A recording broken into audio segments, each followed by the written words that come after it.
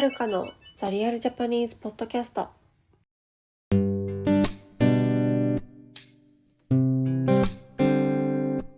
はい、皆さんこんにちは。お元気でしょうか？はーい。今一瞬挨拶を忘れました。はい。ということで今日はですね、最近皆さん結構日本に来る方多いですよね。はい、旅行で来たりとか、留学に来たりとか、仕事で来たりとか。はい。で、日本人と食事する方もいらっしゃると思うんですよ。はい。で、そこで今日は皆さんが覚えておいたら、いいかもしれない日本の飲み会でよくある話をしたいと思います。はい。よくある話というか私の文句になっちゃうかもしれないんですけど、はい。皆さんに、いい情報をシェアできればいいなと思って、はい、今日はお話しします。はい。どんな話かというと、飲み会よくあるんですよ。居酒屋での飲み会とかいろいろあるんですけど、その時に起こる問題というか、問題ですね。はい、4つぐらいあるので、はい、今日はそちらをお話しします。まず1つ目ですね。1個残し問題。はい、1個残し問題。これはめちゃくちゃよくあるんですけど、これね、レッスンで質問もいただいたんですよ。本当ですかって。どういうことかというと、例えば、日本で居酒屋で、例えば唐揚げを頼むとします。で唐揚げって一皿5個なんですよね。大体。で、それをみんなでシェアするんですよ。飲み会の場合。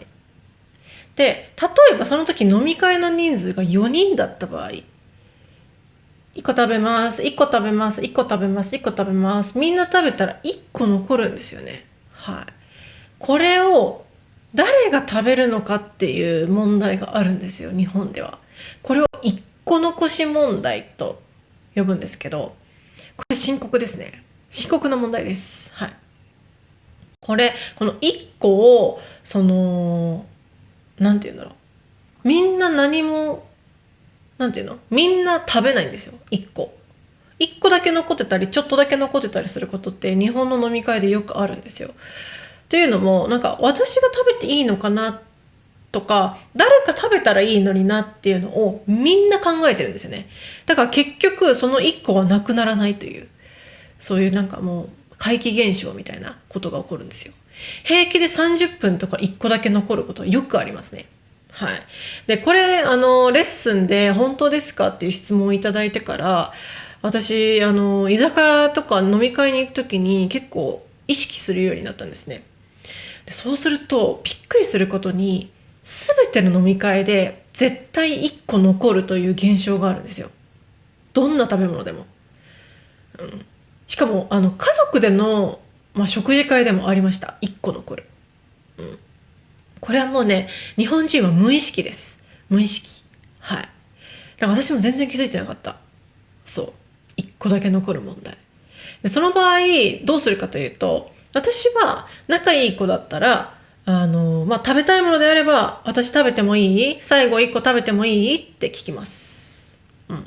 で、私が全然食べたくないというか、別にいらないなと思うものだったら、誰か食べない？とか、何々さん食べない？とか言ったりしますね。そう。でもそれは仲いい人。全然仲良くないとか、初めての飲み会の場合は、私は何もしないですね。何もしない。そう。そんな感じ。はい。皆さんもね、日本人と食事するときに一個残し出会うと思います。そういう状況に。その時は自分が食べていいか聞くか、何々さん食べたらどうぞっていうのがマナーかなと思います。はい。次はですね、焼き鳥串問題。はい。焼き鳥串問題。これはですね、焼き鳥屋さんに行くとき、焼き鳥屋さんじゃなくても居酒屋に行くと焼き鳥のメニューがよくあるんですけど、好きな焼き鳥を自分で注文してるときは問題ないんですけど、問題が発生するのは串盛りを頼んだとき。はい。串盛りっていうのは串盛り合わせ。どういうメニューかというと、いろんな串、例えば砂肝、ネギマ、ぼんじりとか、鶏もも、レバーとかいろいろあるんですけど、それの盛り合わせを頼んだとき、結構、飲み会ではよく盛り合わせを頼みます。はい。で、その時に、はい、串盛りでーすって来るでしょ。そうすると、この串どうやって食べるっていう問題。はい。女の子でよくあるのは、この串を全部バラバラにするの。一個一個。でもバラバラになっても焼き鳥ではない状態ですよね。バラバラになった状態で一つずつ食べるっていうのが女の子はよくあります。はい。でもこれ、男性がいる場合、男性の飲み会とかだと嫌がる人結構いるんですよ。なんかバラバラにしなくてよくないとか、なんかバラバラにする準備も結構めんどくさいんですよね。だからなんか誰がやるのかみたいなのもちょっとめんどくさいし、串は串のまま食べるのがうまいだろうっていう。いや、それはそうなんですよ。それはそう。それ間違ってない。うん。で、焼き鳥屋さんも串をバラバラにするのは失礼になるらしいんですよ。だから、バラバラにしないで食べてほしいっていうのが焼き鳥屋さんの本音らしいんですよね。そう。だから、なんかこれはどうすればいいかというと、めっちゃいい焼き鳥屋さんとか、しっかりした焼き鳥屋さんに行った時は、串のまま食べる。はい。とか、男性とかがいる場合は、串のまま食べてもいいと思う。でもそこら辺の居酒屋とか行って、女性が多い場合は、串をバラバラにするとか、一本ずつ食べるって聞いた方がいいかもしれない。はい。女性はね、この串を食べるこの姿がちょっと嫌だっていう人もいるんですよ。だからバラバラにしたいっていう子もいるんですよ。そう。めんどくさいでしょ？いろいろ男性女性とかいろんな意見があるので。はい。なので聞く。串のまま食べるか、バラバラにするか。はい。で、これ似てる問題なんですけど、サラダ取り分け問題もあるんですよ。3つ目。サラダ取り分け問題。これ焼き鳥と似てますね。サラダってだいたい一つのお皿で切って、これをみんなでシェアするんですよね。で、その時に自分の好きな分だけ取るのか、みんなの分を分けるのか。これもね、問題なんですよ。そう。分けるんだったら誰が分けるのか。なんか私が分けていいのか。とか、なんかそういう問題があるんですよね。で、これも私が仲のいい友達だったら、もう自分が好きな分だけ取りなっていう風になるんですけど、そうじゃない。会社の飲み会とか、初めての飲み会の時とかって、どうするか結構聞きますね。サラダ私取り分けましょうかとか、サラダ皆さん好きな分だけ取ってくださいとか、言ったりしますね。はい。これもね、焼き鳥串問題とサラダ取り分け問題はちょっと似てるものがありますね。はい。どちらの解決策も、やっぱ聞くこと。聞くことが一番大切。はい。でもう一つ。唐揚げレモン問題ですね。これも深刻ですね。唐揚げレモン問題というのはですね、唐揚げを頼むとするでしょ。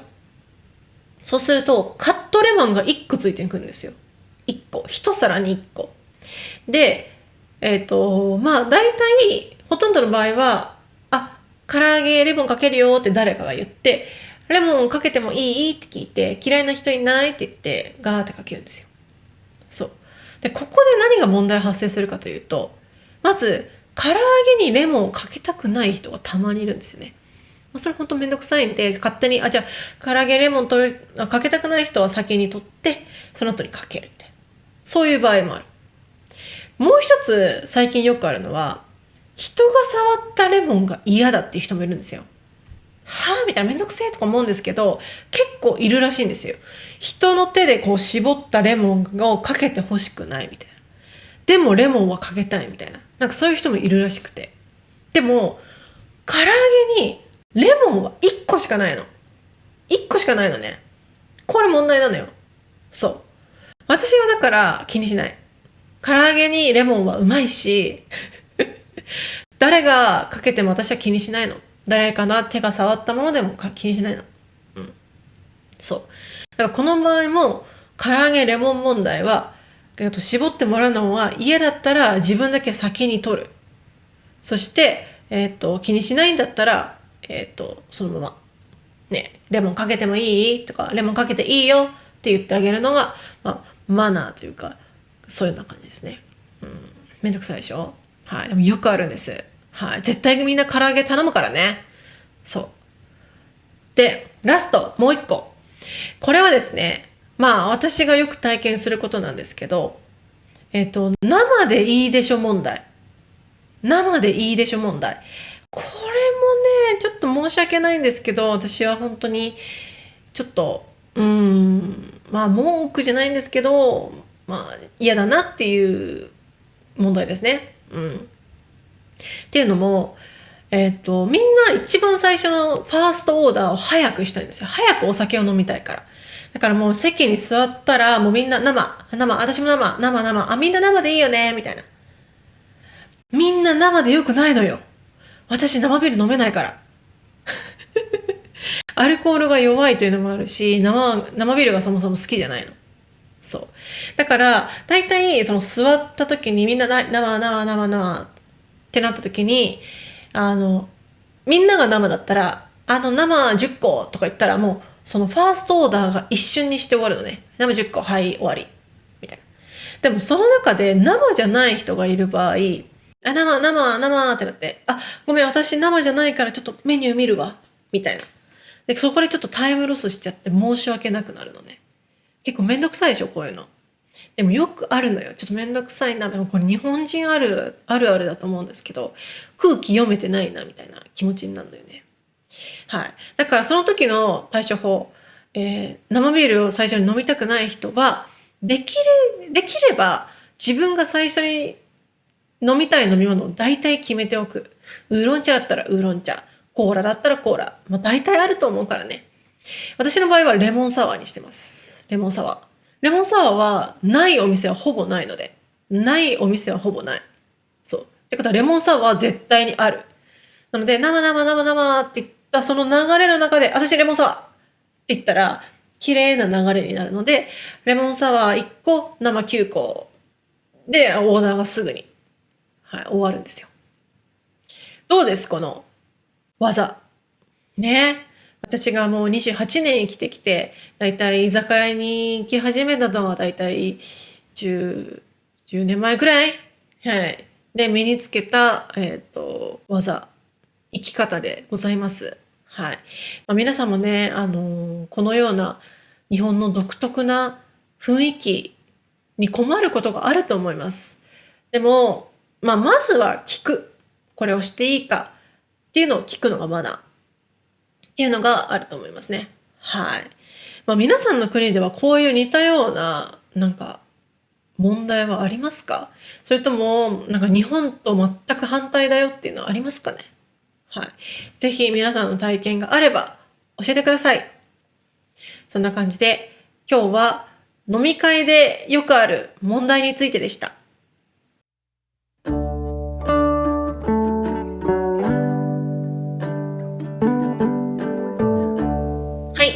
今日話したらしいまたトランスクリプトを作りますので、私の、ウェブサイトをチェックしてみてください。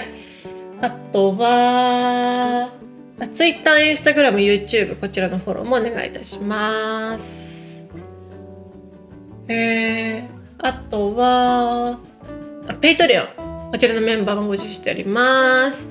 Patreon ではですね、私のもう一つのポッドキャスト、おやすみポッドキャストが聞けたりとか、私のブログが読めたりとか、あと何